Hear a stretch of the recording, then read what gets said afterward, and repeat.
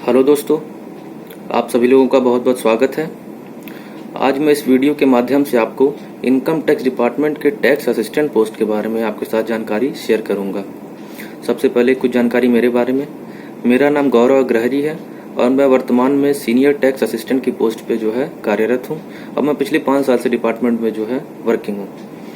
अब मैं आपको जो टैक्स असिस्टेंट की पोस्ट होती है उसकी ज्वाइनिंग से जो है प्रक्रिया जो शुरू होती है कि ज्वाइनिंग की प्रक्रिया क्या होती है और उसके बाद जो है डिपार्टमेंट में उसको किस तरह के काम करने होते हैं, उसके क्या प्रमोशन के एस्पेक्ट हैं, उसकी सैलरी क्या होती है, पोस्टिंग कैसे होती है, इन सब चीज़ों के बारे में आपसे मैं चर्चा करूँगा।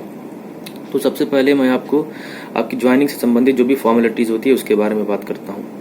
जैसा कि आपको पता है कि आपको एग्ज़ाम क्लियर करने के बाद एसएससी द्वारा अगर आपको जो है टैक्स असिस्टेंट की पोस्ट अलॉट होती है इनकम टैक्स डिपार्टमेंट में, तो आपको डिपार्टमेंट एक अपॉइंटमेंट लेटर इशू करता है। उस अपॉइंटमेंट लेटर में कुछ आपको जो है डॉक्यूमेंट्स मेंशन्ड होते हैं जो आपको ज्वाइनिंग के टाइम पे प्रोड्यूस करना होता है, जिसमें से एक होता है आपका मेडिकल सर्टिफिकेट, एक कैरेक्टर सर्टिफिकेट और भी कुछ होते हैं डॉक्यूमेंट जो उसमें मेंशन्ड होते हैं आपके अपॉइंटमेंट लेटर में। तो मेडिकल सर्टिफिकेट की जो बात है, तो मेडिकल सर्टिफिकेट जो डिस्ट्रिक्ट लेवल पे चीफ मेडिकल ऑफिसर होते हैं वहाँ से आपको एक मेडिकल सर्टिफिकेट बनवाना होता है। और मेडिकल बहुत ही नॉमिनल लेवल का होता है, बहुत सुपरफिशियल मेडिकल होता है, बहुत टफ मेडिकल नहीं होता है, क्योंकि ये अज्यूम कर लिया जाता है कि अगर आपने एग्ज़ाम को क्लियर किया है, आपने टाइपिंग टेस्ट को क्लियर किया है, इट मीन्स कि आप जो है डिपार्टमेंट में टैक्स असिस्टेंट की पोस्ट की जो ड्यूटीज़ हैं उसको परफॉर्म करने के लिए आप एलिजिबल हैं। और यहाँ पे कोई हाइट को लेकर के, वेट को लेकर के कोई पैरामीटर नहीं है, मतलब कि हर आदमी जो है किसी भी हाइट का, किसी भी वेट का डिपार्टमेंट में सर्व करने के लिए जो है एलिजिबल है। अब आपकी ज्वाइनिंग हो जाती है, उसके बाद आती है आपकी जो है ट्रेनिंग की। तो इनकम टैक्स डिपार्टमेंट में टैक्स असिस्टेंट के लिए जो ट्रेनिंग का प्रावधान है वो 35 वर्किंग डेज का एक इंडक्शन ट्रेनिंग होता है। मतलब चूंकि आप डिपार्टमेंट में टैक्स असिस्टेंट की पोस्ट पे जब ज्वाइन करने जाते हैं तो आपको कोई भी जानकारी नहीं होती है, चाहे वो डिपार्टमेंट की हो, चाहे वो हो सकता है सेंट्रल गवर्नमेंट की हो, तो हो सकता है आपको कोई जानकारी ना हो। तो इसीलिए आपको डिपार्टमेंट के टास्क को परफॉर्म करने के लिए पहले 35 वर्किंग डेज की एक ट्रेनिंग दी जाती है, जिसमें एक बेसिक आइडिया आपको डिपार्टमेंट के बारे में दिया जाता है, इनकम टैक्स एक्ट के बारे में दिया जाता है, और कुछ हमारे जो इनकम टैक्स डिपार्टमेंट के सॉफ्टवेयर्स होते हैं जिसपे जनरली एक टैक्स असिस्टेंट को काम करना होता है उसके बारे में एक जानकारी दी जाती है। उसके अलावा जो भी आपको कुछ मंथली और क्वार्टरली रिपोर्ट्स भेजने होते हैं, उन रिपोर्ट्स के बारे में और भी बहुत सारी जानकारी आपको दी जाती है, एक बेसिक लेवल की जानकारी दी जाती है। उसके बाद आप जब ये 35 वर्किंग डेज की ट्रेनिंग कंप्लीट हो जाती है तो आप आते हैं वापस अपना जो है काम, जहाँ पे आपकी पोस्टिंग है वहाँ पे आप काम करना शुरू करते हैं। तो यहाँ पे बात आती है जॉब प्रोफाइल की, एक टैक्स असिस्टेंट को क्या काम करना होता है बेसिकली। तो एक टैक्स असिस्टेंट की पोस्टिंग 2 तरीके से होती है, या फिर कहा जाए तो डिपार्टमेंट की जो फंक्शनिंग है हमारे इनकम टैक्स डिपार्टमेंट में वो 2 तरह से इसको डिवाइड किया गया है। एक जो है को कहते हैं फील्ड पोस्टिंग, एक को कहते हैं नॉन फील्ड पोस्टिंग। अब बात आती है फील्ड पोस्टिंग क्या है, नॉन फील्ड पोस्टिंग क्या है। तो फील्ड पोस्टिंग जो होती है वो डिपार्टमेंट का, जैसे आपको पता है कि मेन जो काम है, जो उसका कह लीजिए कि फंक्शनिंग है, वो होती है रेवेन्यू से रिलेटेड, कि कहाँ से अधिक से अधिक रेवेन्यू लाया जाए, इससे जो है मतलब होता है डिपार्टमेंट को, जो इसका मेन काम है। तो जो भी पोस्टिंग होती है रेवेन्यू से रिलेटेड विंग में, कह लीजिए आप रेवेन्यू से रिलेटेड जो है सेगमेंट में जिसकी पोस्टिंग होती है उसको कहते हैं फील्ड पोस्टिंग। और जो और भी पोस्टिंग होती है जहाँ पे डायरेक्टली जो वर्क कर लीजिए या फिर टास्क कर लीजिए वो आपका डायरेक्टली रेवेन्यू से जो रिलेटेड नहीं होता, उसको कहते हैं नॉन फील्ड पोस्टिंग। अब चूंकि एक टैक्स असिस्टेंट की पोस्टिंग दोनों जगहों पे होती है तो दोनों जगहों का जो उसका वर्क प्रोफाइल टोटली डिफरेंट होता है। जहाँ पे फील्ड पोस्टिंग की बात है तो वहाँ पे जो है आपकी काम करने की जो है शैली या फिर आपका काम करने की प्रकृति, टोटली नेचर जो है टोटली डिफरेंट होता है, और नॉन फील्ड में टोटली डिफरेंट होता है। जहाँ पे फील्ड पोस्टिंग की बात है तो वहाँ पे मैक्सिमम जो काम होता है आपको डिपार्टमेंट का एक सॉफ्टवेयर होता है, उस सॉफ्टवेयर पे आपको जो है काम करना होता है। उसमें क्या होता है, हर आदमी का, हर जिसके भी पैन होते हैं, जो कि डिपार्टमेंट का मैक्सिमम क्या कह सकते हैं कि 100% जो काम होता है वो पैन बेस्ड होता है। जो परमानेंट अकाउंट नंबर होता है वो पैन बेस्ड उसके आधार पे होता है। तो एक पैन के आधार पे जो है डिपार्टमेंट के पास किसी भी आदमी के जो है इंफॉर्मेशन होती है, तो आपको उसी इंफॉर्मेशन को जो है एक्सेस करना होता है। उसके आधार पे आपको जो अपने जो भी आपके बॉस होते हैं, आपके सुपीरियर या फिर आपके कह लीजिए इमीडिएट आपके अथॉरिटी होती है, उसमें आपको इन्फॉर्मेशन उनको देना होता है। अगर आपसे कुछ कहते हैं कि इस पेन को देखो और इस जो है इससे रिलेटेड मुझे ये चीज़ इन्फॉर्मेशन दो, तो आपको वही सॉफ्टवेयर को जो एक्सेस करके उनको इन्फॉर्मेशन देनी होती है, जिससे वो आगे की जो है अपनी असेसमेंट से रिलेटेड काम को जो है परफॉर्म करते हैं। आपके जो सुपीरियर होते हैं या फिर इमीडिएट बॉस होते हैं, उससे वो उस काम को परफॉर्म करते हैं। उसके अलावा आपको जो है नोटिस जनरेट करने होते हैं, आपको मंथली या फिर क्वार्टरली जो है रिपोर्ट्स सबमिट करने होते हैं, आपको टाइपिंग वर्क करना होता है, और भी बहुत सारे काम होते हैं। जैसे आपके जो है बॉस कहते हैं, आपके जो है सीनियर आपसे कहते हैं, वो आपको करना होता है। ये आपका हो गया असेसमेंट से रिलेटेड वर्क। उसके अलावा आपको जो है ITR जो भी होता है, आपको पता है कि इनकम टैक्स रिटर्न फाइल होता है, उसकी प्रोसेसिंग करनी होती है। अगर आपने जो है किसी या फिर किसी SSC ने कुछ गलती कर दी है अपने रिटर्न को फाइल करने में या फिर किसी चीज़ों में, तो उसका एक रेक्टिफिकेशन होता है, उसका रेक्टिफिकेशन आपको करना होता है। उसके अलावा कुछ ग्रीवांसेस वगैरह होते हैं, वो ग्रीवांसेस वगैरह के आपको जो है सेटल करने होते हैं। हालांकि वो सब ग्रीवांसेस चूँकि ये सब थ्रू सॉफ्टवेयर होते हैं, ऑनलाइन होते हैं, तो इसको आपको सेटल करने का काम करना होता है। अब ये आती है, ये आपकी हो गई फील्ड पोस्टिंग की। अब आती है आपके नॉन फील्ड पोस्टिंग की बात। तो नॉन फील्ड पोस्टिंग में आपका मैक्सिमम जो काम होता है वो केवल होता है लेटर ड्राफ्टिंग या फिर उससे रिलेटेड वर्क, क्योंकि यहाँ पे आपको रेवेन्यू से रिलेटेड कोई काम नहीं करना होता है, यहाँ पे आपको सॉफ्टवेयर पे काम नहीं करना होता है। तो नॉन फील्ड पोस्टिंग में आता है, आपको हो सकता है कि आपके जो सीनियर आपसे कह दें कि ये लेटर ड्राफ्ट करने को कह दें, या फिर आपको कोई रिप्लाई बनानी हो RTI की, उससे रिलेटेड काम कर सकते हैं आप, या फिर आपको सैलरी से रिलेटेड काम दे दिया गया, आपको बिल से रिलेटेड काम दे दिया गया। इन सब काम को आप नॉन फील्ड पोस्टिंग में लेते हैं, जहाँ पे आपको डायरेक्टली जो है रेवेन्यू से रिलेटेड या फिर असेसमेंट से रिलेटेड काम नहीं दिया जाता है। ये हो गई आपकी नॉन फील्ड पोस्टिंग। तो जनरली होता क्या है, फील्ड और नॉन फील्ड पोस्टिंग को जो है अगर आपकी होती क्या है, रेशियो जो होता है 3 साल अगर आपकी फील्ड पोस्टिंग है तो 2 साल आपकी नॉन फील्ड पोस्टिंग, ये एक पैरामीटर फिक्स किया गया डिपार्टमेंट के द्वारा। लेकिन कहीं कहीं चूंकि स्टाफ की बहुत कमी होती है, तो वहाँ पे जो है ये चीज़ें हमेशा जो एप्लीकेबल नहीं होती। जहाँ पे स्टाफ कम होते हैं वहाँ पे हो सकता है कि आपको लगातार फील्ड पोस्टिंग ही दी जाए, या फिर जहाँ पे स्टाफ की कमी नहीं है वहाँ पे ये 3 साल और 2 साल वाला रेशियो जो है फॉलो किया जा सकता है। अब बात आती है आपकी जो है सर्च एंड सीजर की। तो सर्च एंड सीजर जैसा कि आपको नॉर्मल भाषा में या फिर जनरल भाषा में कहा जाए, उसको रेड जो हम लोग कहते हैं। तो जनरली रेड शब्द का कोई यूज जो है इनकम टैक्स एक्ट में नहीं है। इनकम टैक्स में क्या है, उसको सर्च एंड सीजर कहते हैं। तो इसके लिए एक डेडिकेटेड विंग ही बनाया गया, इन्वेस्टिगेशन विंग होता है, जो इस प्रकार के सर्च एंड सीजर को जो है कंडक्ट करते हैं। इसमें भी एक टैक्स असिस्टेंट की पोस्टिंग होती है, इसमें भी जो है सर्च एंड इन्वेस्टिगेशन विंग में भी उनकी जो है पोस्टिंग होती है। और अगर आपको सर्च एंड सीजर की जो है प्रोसीजर को अच्छे से समझना है एकदम, तो एक जो रेड मूवी आई हुई है, आप उस मूवी को देख करके सर्च एंड सीजर के प्रोसीजर को अच्छे से एकदम समझ सकते हैं, क्योंकि उसमें मैक्सिमम चीज़ें जो दिखाई गई हैं वो ऑथेंटिक दिखाई गई हैं। जो भी चीज़ में प्रोसीजर रही है वो एक्चुअली में डिपार्टमेंट भी उसी प्रोसीजर को फॉलो करता है। कुछ हाइपोथेटिकल चीज़ को हटा दिया जाए तो मोर और लेस वही प्रोसीजर होती है। उसके बाद और ये इन्वेस्टिगेशन विंग जो होता है वो आपकी जो है बैकबोन होती है।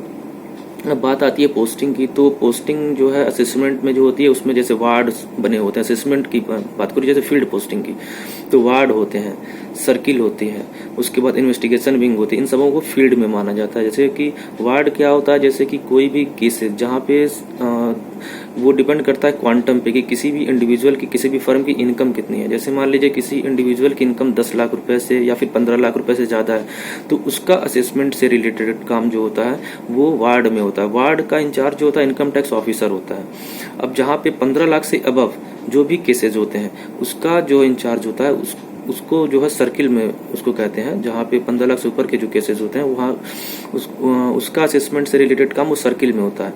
और एक सर्किल के जो इंचार्ज होते हैं उनको असिस्टेंट कमिश्नर या फिर डिप्यूटी कमिश्नर कहते हैं, क्योंकि असिस्टेंट कमिश्नर और डिप्यूटी कमिश्नर के जो है वर्क प्रोफाइल सेम है। तो उसके इंचार्ज जो होते हैं वो असिस्टेंट कमिश्नर या फिर डिप्यूटी कमिश्नर होते हैं। उसके बाद हायरार्की में आपको पता होगा ज्वाइंट कमिश्नर होते हैं, एडिशनल कमिश्नर होते हैं, कमिश्नर होते हैं, प्रिंसिपल कमिश्नर होते हैं, चीफ कमिश्नर होते हैं। उसके बाद प्रिंसिपल चीफ कमिश्नर होते हैं। जो प्रिंसिपल चीफ कमिश्नर होता है वो एक जोन का, जैसे इनकम टैक्स डिपार्टमेंट जो जोन में बटा हुआ, कई जोन में डिवाइड है, तो एक जोन का प्रिंसिपल चीफ कमिश्नर हेड होता है। तो उसी प्रकार जब आप इन्वेस्टिगेशन विंग में जाते हैं जहाँ पे ये सर्च सीजर की होती है, तो वहाँ पे नॉमेनक्लेचर जो है टोटली चेंज हो जाता है। वहाँ पे कमिश्नर ना कह के उनको डायरेक्टर कहा जाता है। जैसे assistant director, deputy director, joint director, ये डायरेक्टर वाला नॉमेनक्लेचर वहाँ पे फॉलो होता है। तो ये हो गई आपकी जो वार्ड और सर्किल की बात। उसके बाद जो ज्वाइंट कमिश्नर होते हैं, ज्वाइंट कमिश्नर को एक रेंज के हेड होते हैं। एक जैसे रेंज होता है, जैसे मान लीजिए कि रेंज 1, रेंज 2, रेंज 3 ऐसे करके एक रेंज के हेड होते हैं। क्योंकि ये रेंज जो होता है वो कमिश्नर के अंडर में आता है। जैसे प्रिंसिपल कमिश्नर का एक चार्ज होता है, उस प्रिंसिपल कमिश्नर के अंडर में कई रेंजेस होते हैं। जैसे 2 रेंज हो सकता है, 3 रेंज हो सकता है। जनरली 3 रेंज ही होता है एक प्रिंसिपल कमिश्नर के अंडर में। अब उस रेंज के अंडर में जो भी होते हैं, आपके वार्ड आते हैं, सर्किल आते हैं। तो आपका कह लीजिए कि जो भी असेसिंग ऑफिसर होते हैं या फिर इनकम टैक्स ऑफिसर और असिस्टेंट कमिश्नर या डिप्टी कमिश्नर, इनको असेसिंग ऑफिसर कहा जाता है, क्योंकि असेसमेंट का काम यही लोग करते हैं। तो ये जो है इनके इमीडिएट बॉस हो गए आपके ज्वाइंट कमिश्नर, और ज्वाइंट कमिश्नर के इमीडिएट बॉस जो होते हैं वो आपके होते हैं प्रिंसिपल कमिश्नर। उसके अलावा और भी होते हैं पोस्टिंग, जैसे कि अपील्स होता है। अपील एक प्रकार का कह लीजिए कि जुडिशियल बॉडी, जैसे हम कहते हैं कि अगर हमारे किसी असेसिंग ऑफिसर ने जो है किसी केस को किया है, असेसमेंट किया है, लेकिन वो जो केस उन्होंने किया है उससे एसएससी या फिर जिसका केस उन्होंने किया है वो सेटिस्फाइड नहीं है, तो वो उस ऑर्डर के अगेंस्ट में अपील में जो है फाइल कर सकता है, अपील फाइल कर सकता है कमिश्नर अपील के सामने। तो कमिश्नर अपील उसमें अपना ऑर्डर देते हैं। तो ये सब चीज़ें होती हैं, ये मैंने नटशेल में बताया। उसका नॉन फील्ड पोस्टिंग में मैंने आपको बता ही दिया। जैसे आपके रेंज ऑफिस में पोस्टिंग होगी ज्वाइंट कमिश्नर के साथ, आपकी कमिश्नर ऑफिस में पोस्टिंग होगी कमिश्नर साहब के साथ। जब इस टाइप की जो पोस्टिंग होती है उसको कहते हैं नॉन फील्ड पोस्टिंग। वहाँ पे आपको केवल ये जो है लेटर से रिलेटेड या फिर ड्राफ्टिंग से रिलेटेड यही सब काम करना होता है। रिप्लाई बनाना है, लेटर बनाना है, या फिर विजिलेंस से रिलेटेड काम दे दिएगा, ये सब काम करना होता है। अब बात आती है आपके सैलरी की। तो एक टैक्स असिस्टेंट की जो सैलरी होती है वो डिपेंड करती है चूंकि आपके सिटी ऑफ पोस्टिंग, कि आप किस सिटी में जो है पोस्टेड है, किस शहर में। क्योंकि अलाउंसेज जो होते हैं वो सिटी टू सिटी वेरी करते हैं। लेकिन एक नॉर्मल सैलरी बताई जाए एक टैक्स असिस्टेंट की, तो वो जो है आपकी मुझे लगता है 28,000 से लेकर के 34,000 के बीच में वेरी करती है। वो डिपेंड करता है सिटी में।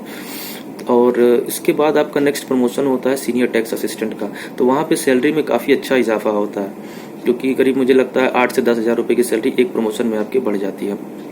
तो ये होता है।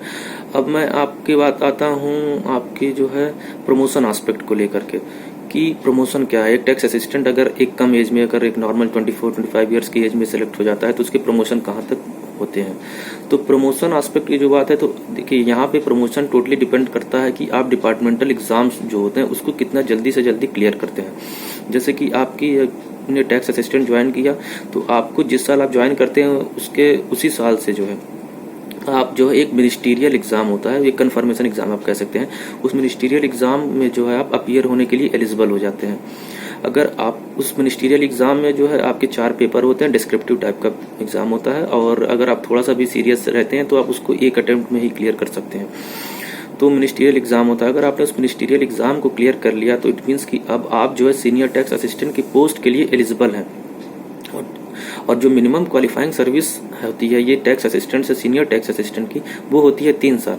लेकिन इधर 4-5 सालों से जो है डिपार्टमेंट जो है जिनकी 2 साल सर्विस पूरी हो जा रही है और जिन्होंने एग्जाम क्लियर किया है उनको भी सीनियर टैक्स असिस्टेंट की पोस्ट पे जो है प्रमोट कर दिया जा रहा है। उसके बाद आप जब मिनिस्ट्रियल एग्जाम पास कर लेंगे उसके बाद आपकी जो है इनकम टैक्स इंस्पेक्टर एग्जाम के लिए आप एलिजिबल हो जाएंगे। डिपार्टमेंटल एग्जाम होता है इंस्पेक्टर का, उसमें आप अपीयर हो सकते हैं। इसमें भी आपके 4 पेपर होते हैं, ये टोटली ऑब्जेक्टिव टाइप का होता है, चारों पेपर। आपको इंस्पेक्टर एग्जाम क्लियर करना होता है। अगर आपने इंस्पेक्टर एग्जाम क्लियर कर लिया तो इसका बेनिफिट ये है कि आपको इसके प्रमोशन में इसका फायदा मिलता है, क्योंकि ईयर ऑफ पासिंग जितना भी आपके इंस्पेक्टर के प्रमोशन में जो है मायने रखता है। आप जितना जल्दी एग्जाम पास करेंगे उतना जल्दी आप इंस्पेक्टर के लिए प्रमोशन की लाइन में आप लग जाएंगे। अगर आपने एग्जाम नहीं पास किया है तो आपको जो है प्रमोशन में जो है देर हो सकती है। और दूसरा फायदा इंस्पेक्टर एग्जाम को पास करने का ये है कि जैसे ही आप इनकम टैक्स इंस्पेक्टर एग्जाम पास करते हैं आपको 2 इंक्रीमेंट सैलरी में, मतलब आपके 2 इंक्रीमेंट आपको दे दिया जाता है। अब इंक्रीमेंट का मतलब ये होता है कि जैसे कि आपको एक सेंट्रल गवर्नमेंट के एम्प्लॉय की सैलरी साल में 3 बार बढ़ती है। एक तो उसकी ईयरली इंक्रीमेंट उसको दिया जाता है, और प्लस साल में 2 बार डीए रिवाइज, जो महंगाई भत्ता होता है जिसे हम डियरनेस अलाउंस कहते हैं, वो साल में 2 बार महंगाई भत्ता जो है उसका रिवाइज होता है, उसको बढ़ाया जाता है। वो डिपेंड करता है महंगाई पे कि क्या महंगाई है। तो जैसे आपने एक ईयरली इंक्रीमेंट तो आपको हर साल मिलना ही है, लेकिन जिस साल आपने इंस्पेक्टर एग्जाम को क्लियर कर लिया डिपार्टमेंट के, उस साल आपको 2 एक्स्ट्रा इंक्रीमेंट दे दिया जाता है। तो उसका सैलरी पे काफ़ी प्रभाव पड़ता है। उसी प्रकार से आप जब इंस्पेक्टर एग्जाम पास कर लेते हो तो आपको इनकम टैक्स ऑफिसर का एग्जाम एक होता है डिपार्टमेंटल, उसमें अपीयर होना होता है। इनकम टैक्स ऑफिसर में भी 4 पेपर होते हैं, उसमें 3 पेपर जो होते हैं वो ऑब्जेक्टिव होता है और एक 4th पेपर जिसमें इनकम टैक्स और ये आपके जो अकाउंटेंसी होती है, एडवांस अकाउंटेंसी, वो आपका डिस्क्रिप्टिव होता है। उसमें आपको बकायदे वो न्यूमेरिकल क्वेश्चन सॉल्व करने होते हैं। इनकम टैक्स ऑफिसर एग्जाम को भी पास करने का फायदा यह है कि यहाँ पे भी आप अगर एग्जाम को पास कर लेते हैं तो आपको 2 इंक्रीमेंट फिर से मिल जाता है। मतलब इंस्पेक्टर एग्जाम और इनकम टैक्स ऑफिसर एग्जाम को पास करने में आपको 4 एक्स्ट्रा इंक्रीमेंट मिल जाएंगे। अब वो डिपेंड करता है कि आप कितना जल्दी से जल्दी एग्जाम पास करते हैं। तो नॉर्मल कोर्स में देखा जाता है अगर आपने 25 साल में अगर आप कोई टैक्स असिस्टेंट बन जाता है तो वो प्रमोशन की जो बात है वो नॉर्मली इनकम टैक्स ऑफिसर तक तो मिनिमम प्रमोट होता ही होता है, क्योंकि प्रमोशन बहुत कुछ डिपेंड करता है आपके ऊपर कि आपने एग्जाम कितना जल्दी पास किया है, और प्लस वो जोन पे भी डिपेंड करता है क्योंकि कुछ जोन में प्रमोशन बहुत फास्ट है, कुछ जोन में प्रमोशन बहुत स्टैग्नेंट है। जैसे यूपी ईस्ट की मैं बात करूँ तो यूपी ईस्ट में प्रमोशन जो है थोड़ा स्लो है इन कंपेरिजन टू बड़े जगहों पे, जैसे या फिर जो इंडस्ट्रियलाइज्ड एरिया है, जैसे आपका गुजरात हुआ, महाराष्ट्र हुआ, दिल्ली हुआ, इन सब जगहों प्रमोशन तेज है क्योंकि वहाँ पे स्ट्रेंथ ज़्यादा है डिपार्टमेंट की। वहाँ पे तो जब स्ट्रेंथ ज़्यादा होती है तो प्रमोशन के चांसेस भी ज़्यादा होते हैं। जैसे एक दिल्ली वगैरह की बात है या फिर मुंबई वगैरह की बात है, इन जगहों पे एक टैक्स असिस्टेंट 3 से 4 साल में जो है वो इंस्पेक्टर बन जाता है अगर उसने एग्जाम पास किया है। वहीं यूपी ईस्ट की बात है तो यूपी ईस्ट में 8 साल 9 साल तक लग जाते हैं इंस्पेक्टर बनने में। तो डिपेंड करता है अगर आपने मुंबई जैसे शहर को ऑप्ट किया है या आपने चेन्नई हुआ या फिर जितने इंडस्ट्रियलाइज्ड एरिया हैं वहाँ पे अगर आपने टैक्स असिस्टेंट की पोस्ट को जो है ऑप्ट किया है तो वहाँ पे एक टैक्स असिस्टेंट भी जो है वो कम से कम डिप्यूटी कमिश्नर, ज्वाइंट कमिश्नर तक के बनने की उसकी संभावना होती है, क्योंकि वो कम एज में जो है अगर सेलेक्ट हो गया है तो और ज्वाइन कर लिया तो। वहीं अगर यूपी जैसे जोन की बात करें तो वहाँ पे जो है इनकम टैक्स ऑफिसर तक के प्रमोशन के चांसेस हैं, हो सकता है आप असिस्टेंट कमिश्नर तक भी बन जाए। देखिए हो गया प्रमोशन एस्पेक्ट। उसके बाद आपकी आती है ट्रांसफ़र की पॉलिसी को लेकर के। तो ट्रांसफ़र के बारे में आपको बता दूं कि ट्रांसफ़र 2 तरीके से होता है, चूँकि मैंने आपको पहले बताया कि इनकम टैक्स डिपार्टमेंट जोन्स में डिवाइड होता है, तो कई जोन होते हैं। तो अगर एक होता है विद इन जोन ट्रांसफ़र की, अगर आपको मान लीजिए एक सिटी से दूसरे सिटी में ट्रांसफ़र लेना उसी जोन में, तो वो ट्रांसफ़र बहुत ईजी होता है, वो बहुत टफ नहीं होता है। वो अगर आपका जेन्युइन ग्राउंड है तो आपका ट्रांसफ़र हो जाता है। अगर एक ट्रांसफ़र होता है आपका इंटर स्टेट ट्रांसफ़र या फिर इंटर चार्ज कहते हैं आपको, इसमें एक जोन से दूसरे जोन में ट्रांसफर होता है। तो वो ट्रांसफर अभी तक जो था वो भी ट्रांसफर जो था अभी तक ओपन था, सबके लिए खुला था, लेकिन अभी कुछ समय से उस ट्रांसफर पे जो है काफ़ी विवाद चल रहा है, क्योंकि ये कोर्ट केस में ये सुप्रीम कोर्ट से कुछ कह सकते हैं कि आदेश आया है क्योंकि कुछ लड़कों ने इंटर चार्ज ट्रांसफ़र लिया था। तो इंटर चार्ज ट्रांसफ़र का ड्रॉबैक ये है कि अगर आप एक चार्ज से एक जोन से दूसरे जोन में ट्रांसफ़र लेते हैं तो आपकी सीनियरिटी लूज़ करनी होती है। आपको जो भी आपने सर्विस किया है एक जोन में उस सीनियरिटी को आपको लूज़ करना होता है, और जब आप दूसरे जोन में जाते हैं तो वहाँ पे आप उसी पोस्ट पे जूनियर मोस्ट हो जाते हैं। तो सुप्रीम कोर्ट में कुछ लड़कों ने केस किया तो सुप्रीम कोर्ट ने कहा नहीं, जो भी उनकी पुरानी सीनियरिटी है उस पर जो है उनको काउंट किया जाए, वो जो है दूसरे जोन में भी उनकी सीनियरिटी को काउंट किया जाए। तो इसको लेकर के काफ़ी विवाद हुआ है। तो अब इंटर चार्ज ट्रांसफ़र को लेकर के डिपार्टमेंट थोड़ा स्ट्रिक्ट हो गया है और केवल उन्हीं लोगों को जो है अलाउ किया जा रहा है इंटर चार्ज ट्रांसफ़र के लिए जिनका बहुत जेन्युइन ग्राउंड है। जैसे स्पाउस ग्राउंड हुआ, स्पाउस ग्राउंड में मीन्स आप उनकी वाइफ हुआ जो है वो भी वर्किंग है अगर जो है, तो इन सब चीज़ों पर जो है इंटर चार्ज ट्रांसफ़र अब जो है अलाउ किया जा रहा है। और बाकी चीज़ों में इसमें थोड़ा सा जो इस समय रिस्ट्रिक्शन लगा दिया डिपार्टमेंट में। तो ये हो गया आपका इंटर चार्ज ट्रांसफ़र की बात। अब आपकी आती है बात वर्किंग आवर्स की। तो वर्किंग आवर्स आपकी जितने हर सेंट्रल गवर्नमेंट की जो है जॉब होती है करीब करीब उसमें भी यही वर्किंग आवर्स होते हैं, 9:30 to 6 PM, 9:30 मॉर्निंग से लेकर के 6 बजे शाम तक ये आपकी जो है वर्किंग आवर्स होती है। ये इसमें जो है आपकी 5 डेज वर्किंग होती है, और जो है बाकी जो भी गेस्टेड हॉलीडेज़ होते हैं और रिस्ट्रिक्टेड हॉलीडेज़ होते हैं वो सब आपको मिलते हैं। अब चूँकि लेकिन कुछ महीने ऐसे होते हैं जैसे दिसंबर महीना हुआ, मार्च महीना हुआ, तो डिपार्टमेंट में जो है एक्सेस वर्कलोड होता है। तो इस समय जो है आपको थोड़ा सैटरडे संडे हो सकता है कि छुट्टी ना दी जाए, आपके जो भी हॉलीडेज़ हैं उसको आपको जो है आपको एनुअल कर दिया जाए, उसमें आपको जो है अलाउ ना किया जाए, छुट्टी दिया जाए। तो ये हो गया। अब आती है छुट्टियों की कि आपको पूरे साल में कितनी छुट्टियाँ मिलती हैं। तो जितने भी सेंट्रल गवर्नमेंट के ऑफिसेज हैं सबकी छुट्टियाँ तो करीब करीब बराबर होती हैं। इसमें जो है आपको 8 जो है वो मिलते हैं, कैजुअल लीव मिलते हैं। मतलब कि आपको जो 8 दिन की छुट्टी, अगर आपको आकस्मिक छुट्टी कभी लेनी पड़ गई कि आपको जो है एकदम इमरजेंसी पड़ गया, तो आपको 8 दिन की साल में कैजुअल लीव मिलती है। 30 दिन की आपको अर्नड लीव मिलती है, उसको कहते हैं अर्जित अवकाश। अर्न लीव क्या होता है, वो आपको जो है 30 दिन की मिलती है। और ये जो 30 दिन की अर्न लीव होती है, ये आपकी कैरी फॉरवर्ड होती जाती है। मतलब आपके मान लीजिए कि जो है इस साल आपने 10 दिन की लीव ली, तो जो आपकी 20 दिन की लीव है वो आपके अगले साल कैरी फॉरवर्ड हो जाएगी। लेकिन आपकी जो कैजुअल लीव होती है वो आपकी जो है एक्सपायर हो जाती है, वो अगले साल कैरी फॉरवर्ड नहीं होती है। और ये जो अर्न लीव होती है, अगर आपने जो है रिटायरमेंट के टाइम तक जितना भी अर्न लीव आपका बचा हुआ, जैसे मैक्सिमम 300 दिन तक का जो अर्न लीव आप जो है अपना इनकैश करा सकते हैं। मतलब जो भी 300 दिन का आपकी छुट्टी है वो आपकी रिटायरमेंट के टाइम में उसको आपको पैसा मिल जाता है। जो भी आपकी उस समय की सैलरी रहेगी उसी के अकॉर्डिंग 300 दिन का आपको पैसा मिल जाएगा। तो ये आप इन कैश भी करा सकते हैं, लेकिन मैक्सिमम 300 दिन। अगर ये नहीं कि आपने रिटायरमेंट तक 600 दिन का लीव जो है आपने अगर अब एक्यूमुलेट कर लिया तो 600 दिन का पैसा मिल जाएगा, नहीं। 300 दिन के बाद से वो आपका जो है लैप्स होना शुरू हो जाता है। तो उसके अलावा 2 दिन के रिस्ट्रिक्टेड हॉलीडेज मिलती हैं। रिस्ट्रिक्टेड हॉलीडेज का मतलब होता है कि कुछ जगहों पर ऐसा होता है कि स्टेट गवर्नमेंट में छुट्टी है लेकिन सेंट्रल में छुट्टी नहीं होती है, कुछ ऐसा भी होता है। या फिर कुछ स्टेट में छुट्टी मनाई जाती है लेकिन जो है पूरे इंडिया में वो छुट्टी नहीं मनाई जाती है, तो रिस्ट्रिक्टेड हॉलीडे कहा जाता है उसको। तो 2 दिन की वो रिस्ट्रिक्टेड हॉलीडेज होती है। इसके अलावा अब मैं इस पोस्ट की जो है आपके जो है बेनिफिट्स के बारे में बताता हूँ कि इस पोस्ट जो है कहाँ से जो है इस पोस्ट को आप और पोस्ट की तुलना में जो है बेटर कह सकते हैं। तो सबसे बड़ा फायदा इसमें यह है कि एक आपको सोशल स्टेटस जो इस पोस्ट पे मिलता है, ये डिपार्टमेंट में चूंकि बहुत अच्छी सोशल रिकॉग्निशन मिलती है आपको in comparison to other department. होता क्या है कि इनकम टैक्स डिपार्टमेंट में आपको ही पता है कि जो है एक आपका जो है स्टेटस जो है इस सोसाइटी में वो अन्य लोगों से जो है थोड़ा डिफरेंट हो जाता है। तो और जैसे आप इंस्पेक्टर बनते हैं उसके आगे प्रमोट करते हैं तो फिर उसका जो है काफ़ी प्रभाव पड़ता है आपके सोशल स्टेटस पे। उसके बाद आपका फ़ायदा ये है कि इसमें आपको सफिशिएंट टाइम मिल जाता है। अगर आप जो है फर्दर स्टडी करना चाहते हैं अपना किसी चीज़ के लिए तो ये पोस्ट आपके लिए अच्छी है, क्योंकि आपकी जो है ऑफिशियल वर्क है। आपके पास अगर वर्कलोड ज़्यादा है तो आप जो है घर पे आकर के अपना समय निकाल सकते हैं पढ़ाई करने के लिए। अगर आपका वर्कलोड कम है तो हो सकता है कि आप ऑफिस में ही अपना जो है मैनेज कर सकते हैं टाइम को पढ़ाई करने के लिए। मतलब इसमें आपको जो है फर्दर स्टडी के लिए जो आपके पास स्कोप है।